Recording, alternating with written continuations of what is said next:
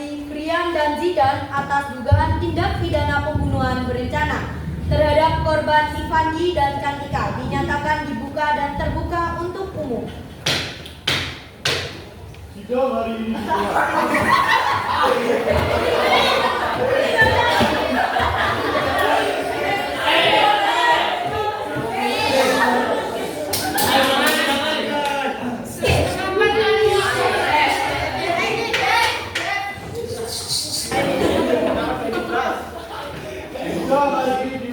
mohon kepada seluruh yang hadir untuk dapat terlibat. Panitia silakan bacakan dakwaan terhadap para terdakwa. Para terdakwa Fadli, Brian, dan Zidan didakwa melakukan pembunuhan berencana terhadap korban Ivandi dan Cantika pada tanggal 12 Februari 2025 di Gang Persawahan Jogotrunan dengan cara ditusuk leher yang mengakibatkan korban meninggal dunia. Perbuatan itu melanggar pasal 340 KUHP tentang pembunuhan berencana dengan ancaman hukuman maksimal pidana mati atau penjara seumur hidup. Apakah para terdakwa memahami dakwaan yang dibacakan? Ya, yang mulia. Saksi Diki dan Laila silakan maju dan bersumpah sebelum memberikan keterangan. Diki dan Laila.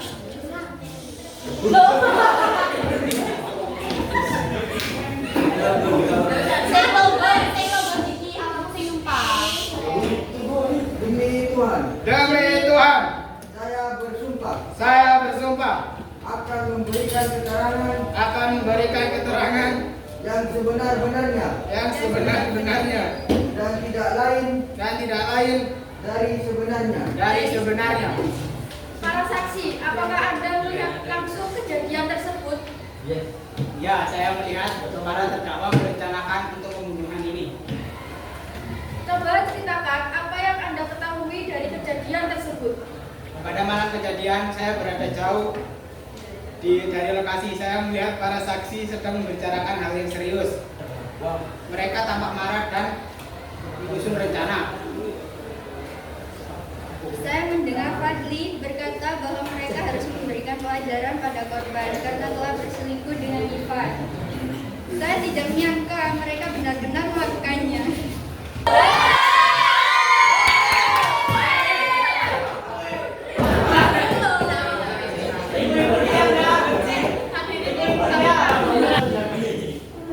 Saya melihat mereka menunggu di gang sepi ketika Ivan dan Cantika lewat. Mereka langsung menghadang. Awalnya hanya adu mulut saja, tapi tiba-tiba Brian memukul Ivan dan Zidan menarik Cantika. Saya melihat mereka membawa senjata tajam. Saya langsung ketakutan dan bersembunyi. Beberapa menit kemudian, saya mendengar jeritan Cantika, lalu suara Ivan memohon. Saksi, apakah Anda melihat siapa yang melakukan penyerangan? Ya, yang mulia, saya melihat Fadli menusuk Ivan, lalu Brian dan Zidan menyerang Cantika. Setelah itu mereka lari kabur.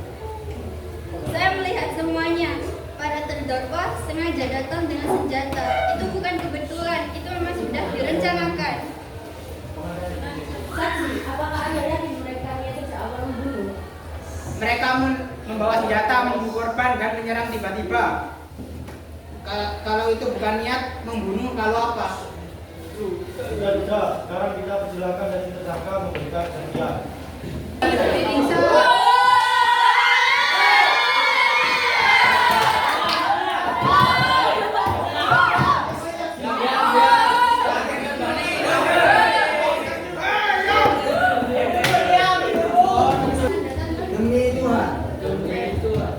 Saya bersumpah akan memberikan keterangan yang sebenar-benarnya dan tidak lain dari sebenarnya. Saksi, silakan jelaskan apa yang Anda ketahui tentang kejadian ini. Yang mulia, saya memang bersama para terdakwa sebelum kejadian, tapi mereka tidak ada niat membunuh. Mereka hanya ingin menakut-nakuti korban. Kita juga mendengar pembicaraan mereka. Mereka hanya ingin memberi pelajaran kepada Ivan, karena Ivan jadi memenangkan mereka.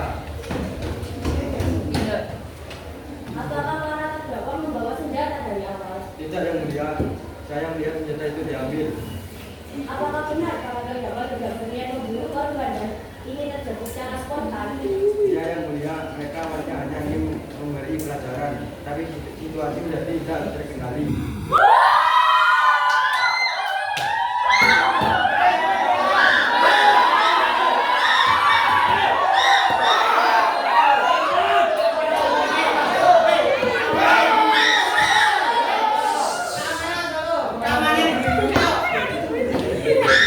Ahli hukum Akmal dan Bari berdasarkan fakta yang terungkap dalam persidangan, bagaimana pandangan Anda mengenai pembunuhan berencana pada kasus ini? Pandangan kami menyatakan untuk perencanaan telah termenuhi karena ada persiapan sebelum kejadian. Namun kita juga harus mempertimbangkan niat awal dan apakah ada faktor yang meringankan para terdakwa. Para terdakwa, apakah kalian ingin menyampaikan sesuatu untuk membela diri? Terkadang ingin memberi peringatan kepada korban.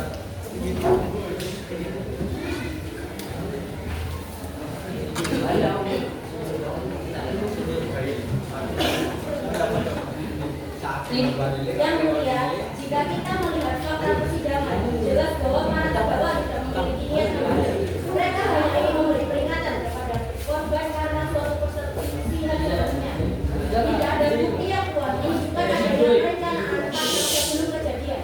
Seperti yang disampaikan saksi tersangka, kejadian ini berkembang di luar kendali akibat situasi yang memanas. Yang mulia, apakah kita benar-benar bisa mempercayai argumen ini? Bagaimana mungkin sesuatu yang tidak direncanakan justru berakhir dengan 2 orang tewas? Fakta yang menunjukkan bahwa para terdakwa sudah menyiapkan alat sebelum kejadian. Mereka juga diketahui telah melakukan pertemuan untuk membahas cara menghadapi korban. Ini jelas bukan insiden spontan. Persiapan tidak selalu berarti niat untuk membunuh. Yang mulia, para terdakwa mungkin membawa alat untuk berjaga-jaga, tetapi niat awal mereka bukan untuk menghilangkan nyawa. Jika memang mereka telah merencanakan pembunuhan, mengapa mereka tidak melakukan dengan cara yang lebih terencana? Mereka tidak membawa alat yang untuk mematikan sejak awal, dan tidak ada bukti kuat bahwa mereka dengan sadar ingin menghabisi korban. Benarkah? Bagaimana dengan bukti komunikasi yang menunjukkan bahwa mereka mendiskusikan tindakan ini sebelumnya? Bagaimana dengan kesaksian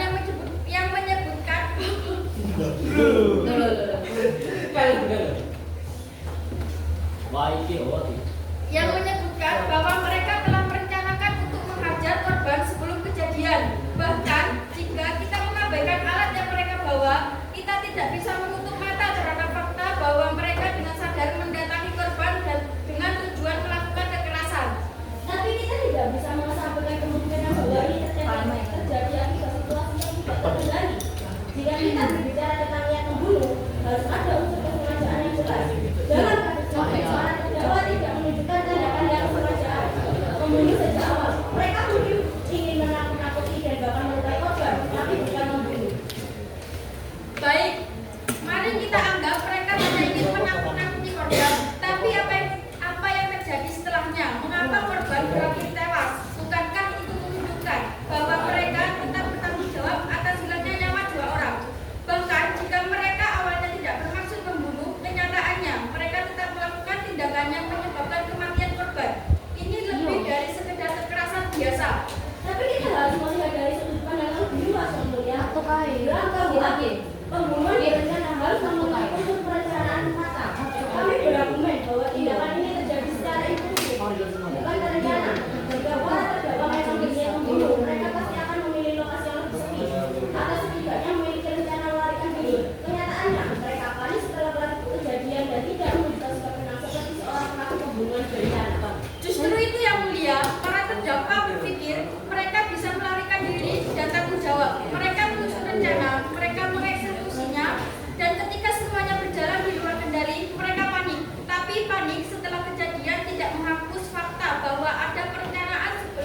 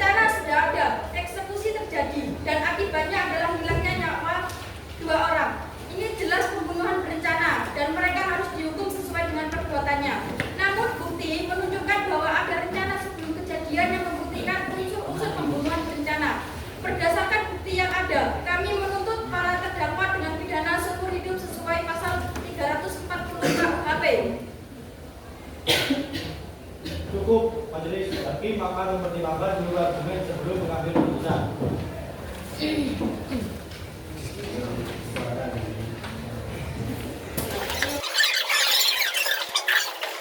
Setelah mempertimbangkan fakta persidangan, bukti dan keterangan saksi serta ahli hukum, majelis hakim memutuskan bahwa para terdakwa terbukti bersalah melakukan pembunuhan berencana dan dijatuhi hukuman penjara seumur hidup.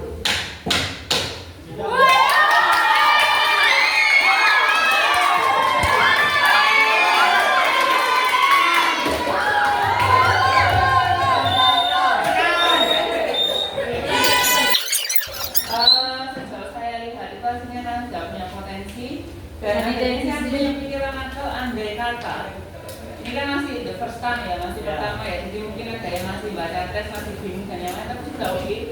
Andai kata saya minta kita sidang lagi, tapi yang versi yang lebih bagus hari ini dan kita rekam pakai kameranya Pak Didi itu mau. Yang pertama alasan saya satu, klip kalian ini sudah jelas, sudah runtuh, sudah oke. Mungkin nanti bisa ditambah dialog dari si hakimnya.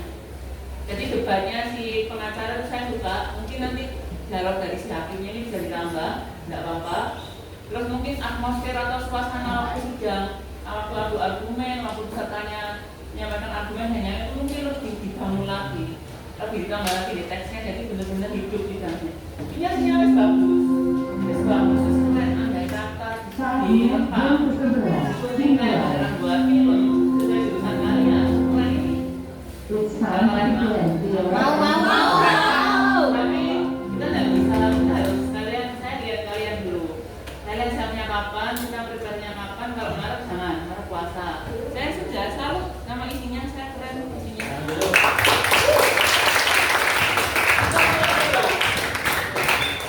Ini kali pertama dari seluruh kelas 10 yang sudah coba praktek sidang saya. Berarti baru kalian kelas 10 ini aku. Tapi akhirnya kalian tahu kan suasana sidang itu kurang lebihnya gimana, atmosfernya gimana. Hasilnya ini mungkin yang kurang ya, karena pikiran saya saksinya cukup satu apa berapa gitu, ternyata kurang ya apa. Mungkin nanti yang tambahan sebelum majelis hakim duduk, korban tersangka duduk, semuanya keluar. Semua keluar, nanti panitia baru ngomong. Majelis hakim silakan memasuki ruangan sidang. Masuk kan? Nah, teksnya ini saya ditambah lagi. Para korban, saksi, dan pengacara korban memasuki ruang sidang. Korbannya sama sampai pengacara kan duduk. Baru yang terakhir, tersangka, saksi tersangka, dan pengacara tersangka memasuki ruang sidang. Masuk. Nah, masuk semua, panitia ngomong. Ya, tapi sebelum majelis hakim masuk dan para korban dan tersangka masuk, panitia ngomong. Seluruh peserta sidang silakan berdiri. Jadi pesertanya sidang itu berdiri dulu menghormati, menyambut hakimnya ini datang.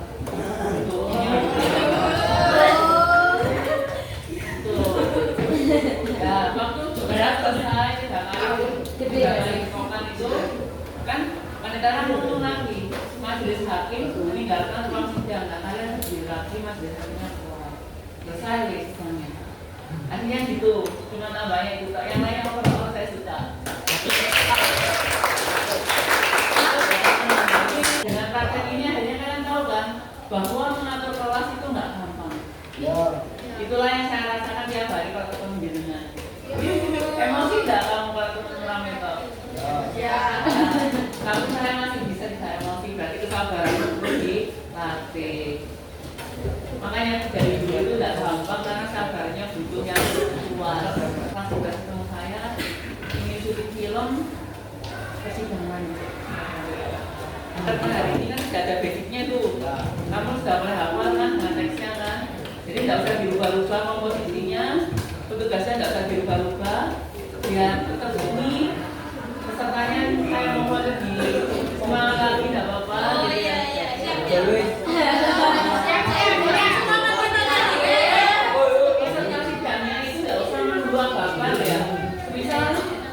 Korban atau saksinya lagi ngomong, kamu menemukan kesempatan dalam kesempitan untuk ngomong, langsung hajar aja nggak apa-apa, nggak usah nunggu apa.